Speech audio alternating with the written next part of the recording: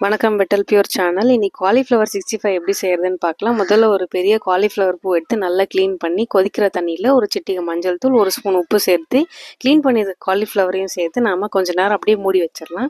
மாவை எப்படி செய்யணும்னா, ஒரு 1/4 கப் கார்ன்ஃப்ளவர் மாவு, 2 ஸ்பூன் கடலை மாவு, 2 ஸ்பூன் அரிசி மாவு, 1/2 ஸ்பூன் கரம் மசாலா, 1/2 ஸ்பூன் மல்லித்தூள், 1 ஸ்பூன் மிளகாய்த்தூள், தேவையான அளவு உப்பு சேர்த்து 1 ஸ்பூன் இஞ்சி பூண்டு விழுது சேர்த்து 1/2 எலுமிச்சை பழம் நல்லா பிழிஞ்சு சேர்த்து சூடா இருக்கிற 2 ஸ்பூன் எண்ணெயும் சேர்த்து இதெல்லாம் நல்லா கலக்கி தேவையான அளவு தண்ணி விட்டு பஜ்ஜி மாவோட கொஞ்சம் லூஸான கன்சிஸ்டன்சி அளவுக்கு நம்ம இந்த மாவை ரெடி பண்ணிக்கணுங்க. அப்புறம் நம்ம க்ளீன் பண்ணியிருந்த காலிஃப்ளவர் எல்லாம் ஒன்றா சேர்த்து பரட்டி ஒரு 30 மினிட்ஸ் நம்ம வெயிட் பண்ணணும்.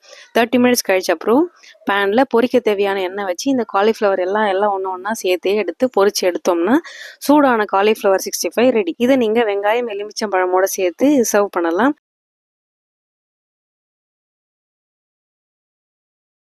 வீடியோ பிடிச்சிருந்தா லைக் பண்ணுங்க, ஷேர் பண்ணுங்க, சப்ஸ்கிரைப் பண்ணுங்க. தேங்க்யூ.